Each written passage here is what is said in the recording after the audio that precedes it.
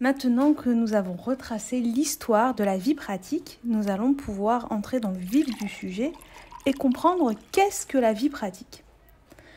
Dans la pédagogie Montessori, les activités de la vie pratique, comme son nom l'indique, sont des activités qui vont permettre à l'enfant de travailler et d'apprendre les gestes de la vie quotidienne. C'est-à-dire que nous allons impliquer les enfants dans tous les aspects de la vie. Grâce à l'environnement préparé, l'enfant va pouvoir observer et acquérir des connaissances grâce à l'expérience concrète de la mise en pratique de ces activités de vie pratique, et ce de tous les jours. Ces activités sont culturelles, c'est-à-dire qu'elles vont être spécifiques à un temps donné et à un lieu de résidence. Nous ne devrions donc pas retrouver les mêmes activités pratiques aux États-Unis qu'en Chine, ni même chez nous en France. Elles pourront être différentes aussi suivant nos coutumes ou notre religion. Ces activités-là varient donc d'un enfant à l'autre. Les activités de vie pratique aide aussi l'enfant à donner un sentiment d'appartenance qui est établi par la participation à ces tâches quotidiennes qui définissent l'appartenance, même à un groupe ou à une communauté. Les recherches récentes en neurosciences ont mis en évidence 4 facteurs qui permettent un bon apprentissage. L'attention, l'engagement, le feedback, le retour d'information si vous préférez, et l'entraînement. Nous allons principalement trouver les activités de vie pratique qui tournent autour de 3 grands domaines.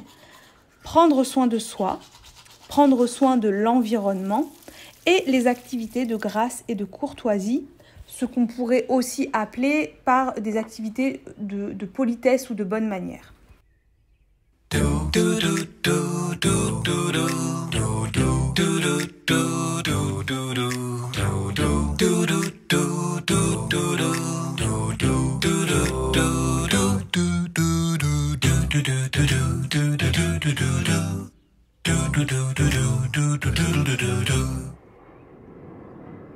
Lors de sa conférence à Londres en 1946, Maria Montessori nous dit « Lorsque nous parlons du comportement des hommes et des animaux, nous nous référons à leur mouvement délibéré.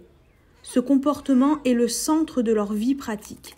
Ce n'est pas seulement la vie pratique dans une maison, le nettoyage des locaux, l'arrosage des plantes, mais le fait que tout le monde dans le monde doit agir avec un but et travailler, non seulement pour lui-même, mais aussi pour les autres.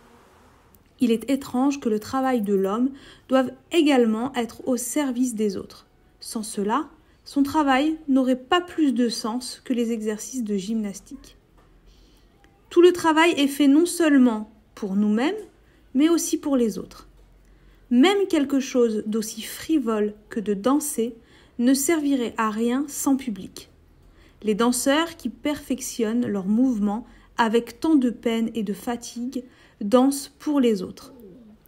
Les tailleurs qui passent leur vie à coudre ne peuvent pas porter tous les vêtements qu'ils confectionnent eux-mêmes. Pourtant, la couture, comme la gymnastique, nécessite beaucoup de mouvements.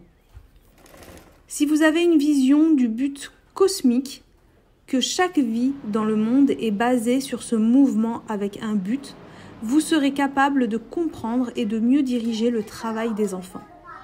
Au début, la nature incite les enfants à être actifs. Ils sont heureux quand ils sont actifs. Ils commencent à développer le comportement de l'humanité avec ses limites et ses possibilités. Le mouvement est étroitement lié à la vie psychique. Nous devons agir avec intelligence, volonté, caractère.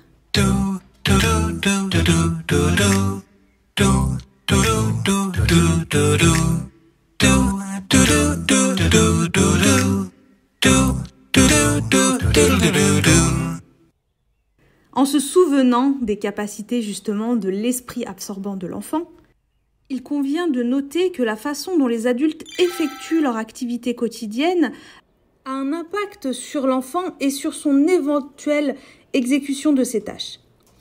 Initialement, ces activités sont faites à l'enfant et autour de l'enfant. En agissant ainsi, l'enfant se sent important et gagne en estime de soi, car quelqu'un se soucie suffisamment de lui pour faire ses activités pour lui et avec lui. Il apprend à croire que son environnement et lui-même sont pris en charge et que ses besoins sont satisfaits.